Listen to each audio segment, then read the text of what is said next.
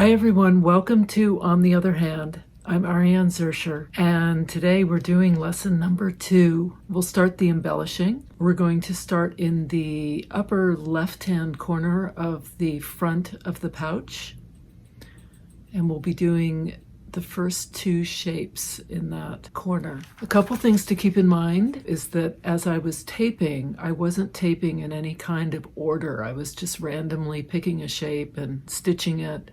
And as I went along, I started to remove many of the shapes that I had stitched. Even though some of the shapes were intricately embellished, I tore them out anyway. So what you see in the video is before any of that had been torn out. Another thing to remember is that this is how I began.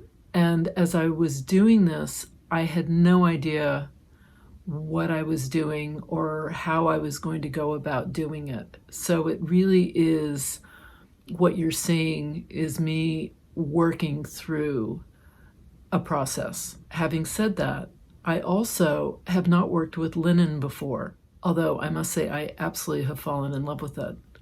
I think that those of you who are well versed in working with linen probably know that it frays, or at least the one that I'm working with frays quite easily.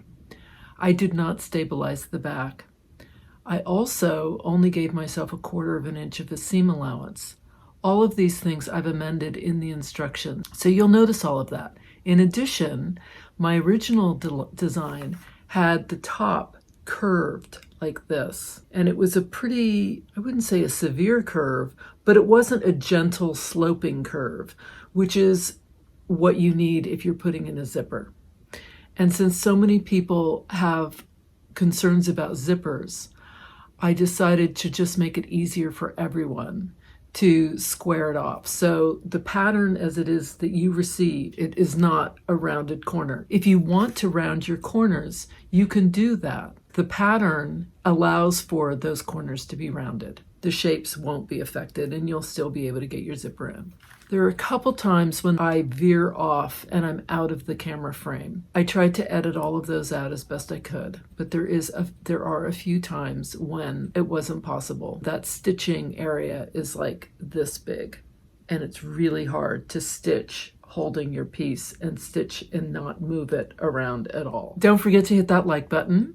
Click on the subscribe button and the little bell that pops up for email notifications. I love hearing from you, as you know, and so leave me comments. Let's get started on the first couple shapes. Decided to do a little blanket stitch here, and what I'm planning, this is the House of Embroidery number 5 weight. It's the number 41. I just have these little things. Sue Spargo had sold they came like 20 of them in a pack. They were sort of this size, and it was about a year ago or so, and I bought them. I just loved them. And now she's carrying all their product, which is awesome. You can buy it in a 5 or an 8 weight.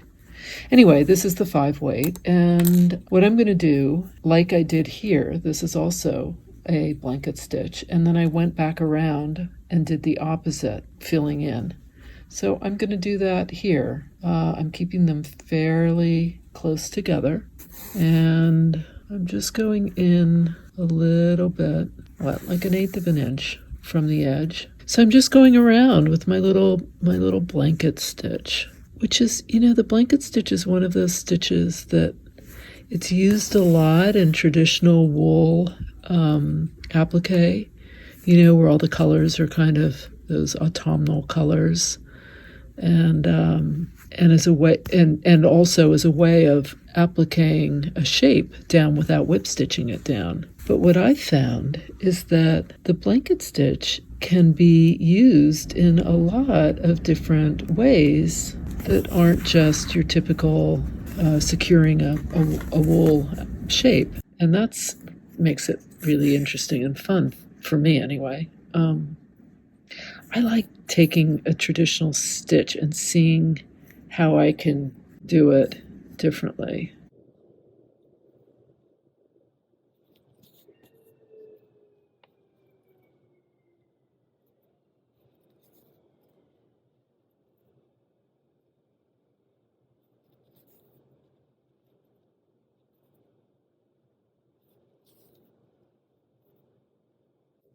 Okay, so I'm going to go down like this. And now I'm going to go the opposite direction.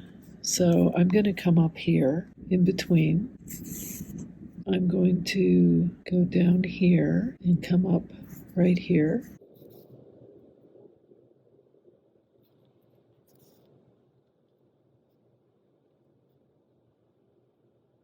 I'm going to go around my shape.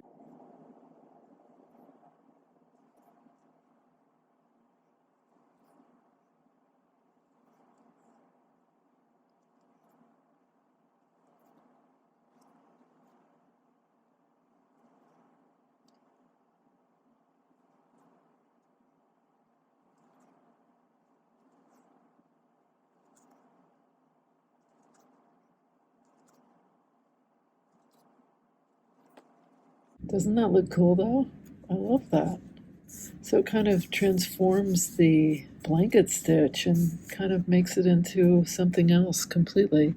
I love this because, I mean, you could never, would you know that that was a blanket stitch? And yet, that's exactly what it is. Doing the same thing, just with the stitches even closer together than what I'm doing here. All right, so I'm just going to continue here and do some random, maybe I'll just do a cluster of them right here. Those of you who are very observant are noticing I'm not changing to a Milner's. It's okay. Every now and then I don't. I should, but I get, lazy. I'm just gonna, you know what I'm doing? I am doing French knots with this thread until it runs out. That's like my criteria for this. So there it is. How many did I do? 1, 2, 3, 4, 5, 6. Let me do 7.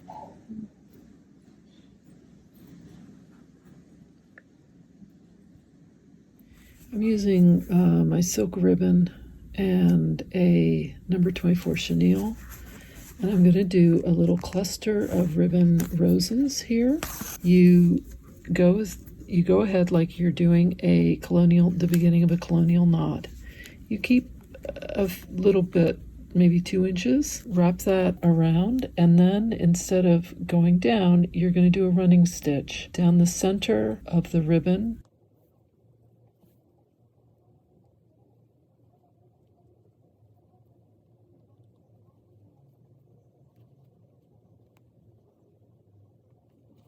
And then go into center, anchor your thread into the wool, and pull through.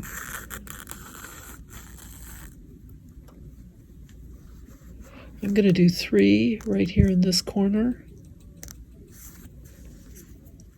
So again, I'm pulling through. I'm going ahead as though I'm doing a colonial knot, giving myself a couple of inches here. And then I'm going back down into the center and doing a running stitch along the center of this ribbon.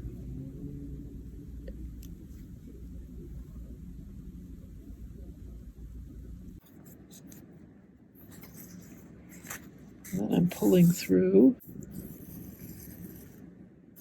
my thread. And there's my little ribbon rose. I'm going to do one more, I think right over here. Do my colonial knot wrap, give myself a couple of inches, and then start my running stitch down the center of the ribbon.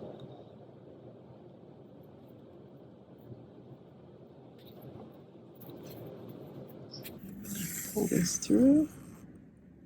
All right, I'm going to do 5. I'm going to do 1 here, and I'll do 1 here. I'm going to use Java chip seagrass, and I'm going to thread it on a number 3 Milner's. And I'm going to do a couple of cast on loops here.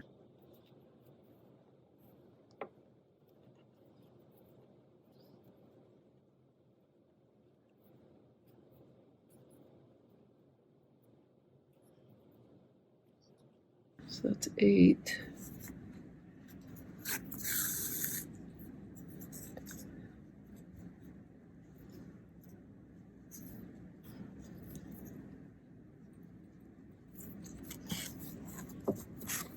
pull that through.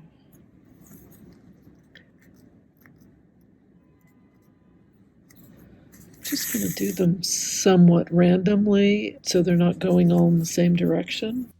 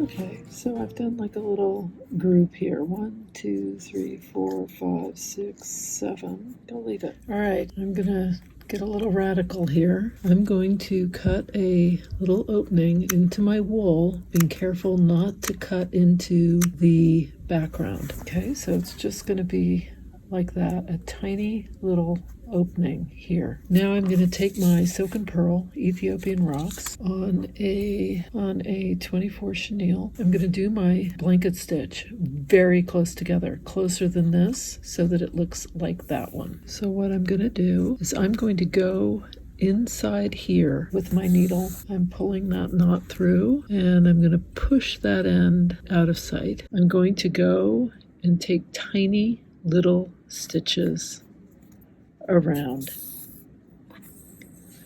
They're going to have to be very, very small because I'm going to do exactly what I did here. I'm going to go in the opposite direction, and I want this to be completely filled with these stitches.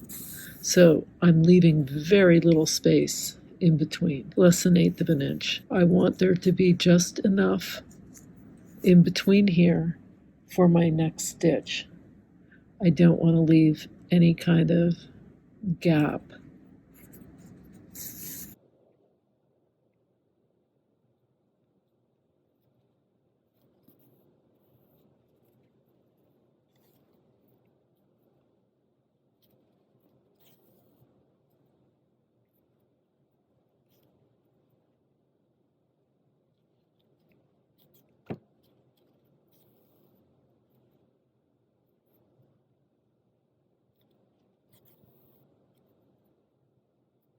And I'm going to anchor it here.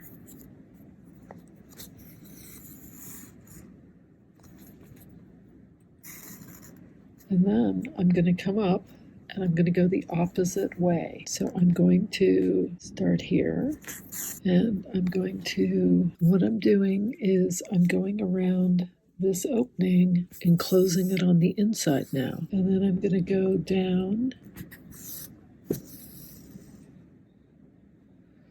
and I'm going to take this all the way down to the back of my work, and that's it. I've made kind of a little hole there. If I want, I can add a couple of little French knots here just to fill in that little space, or you can leave it empty. I'm going to go ahead and put a couple French knots in.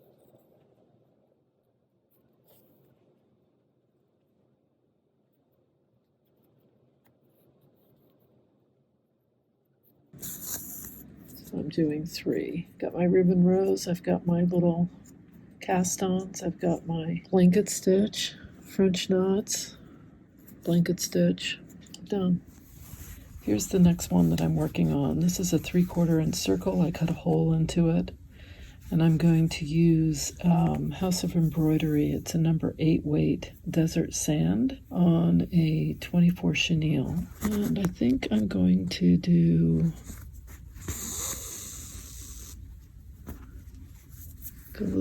the blanket stitch. I'm just going to go around the inside like this.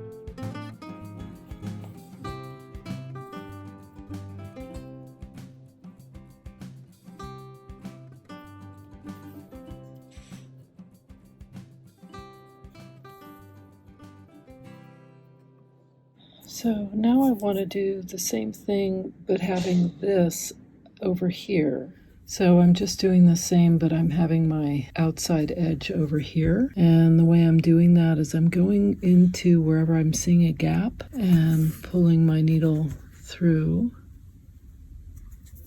and then going into the next gap.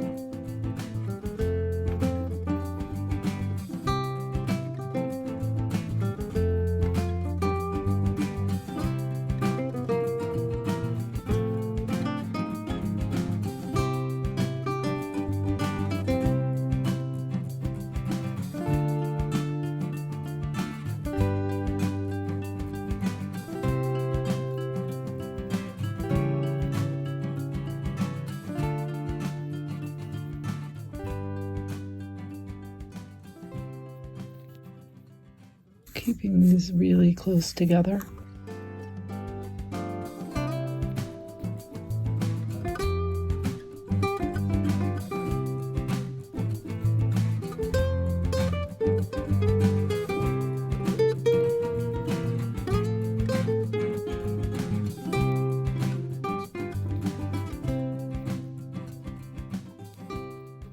And I'm going to end it right there.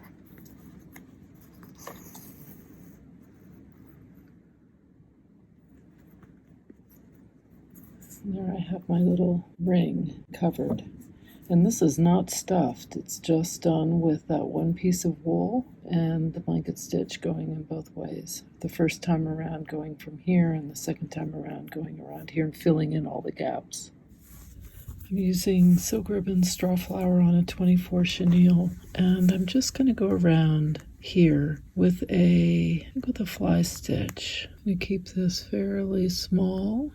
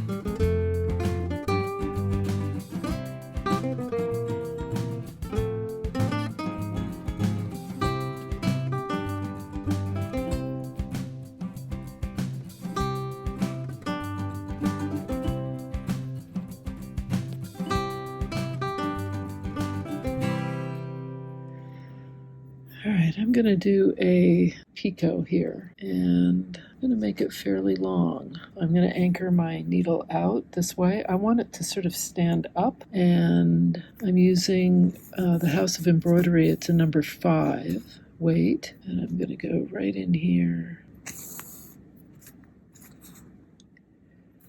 do my little twist here, and now I'm going to start weaving. Now, one thing I'm noticing is my linen is really fraying, and I think I probably should have put some kind of fusible to stop it from doing that, and I may have to do that pretty soon because this is really starting to come undone. I'm pulling it really tight because I want it to be pointed.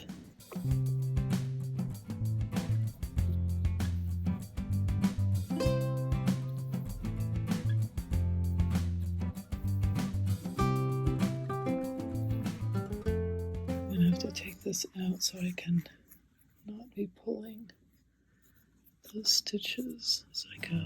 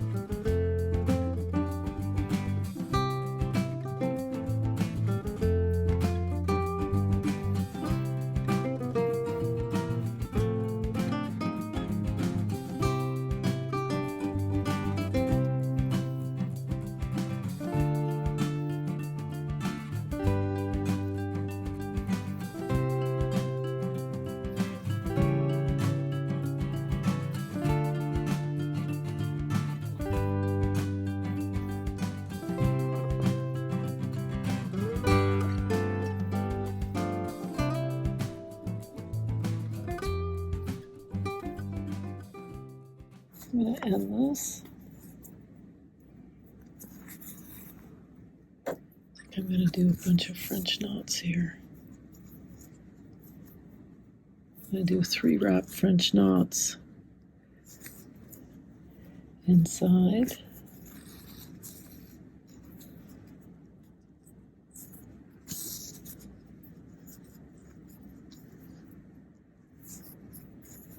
And I think I'll do with a different thread.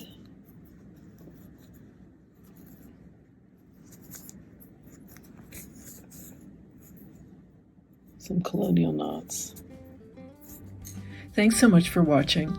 Don't forget to hit the like button and click on that subscribe button for email notifications. There's a little bell that pops up. You can click on that. I love hearing from you. Leave me comments in the comments section, and don't forget to check out the description section where I'm going to leave all the threads and materials that I use for this pouch. Until next time, here's to stitching our pouch together.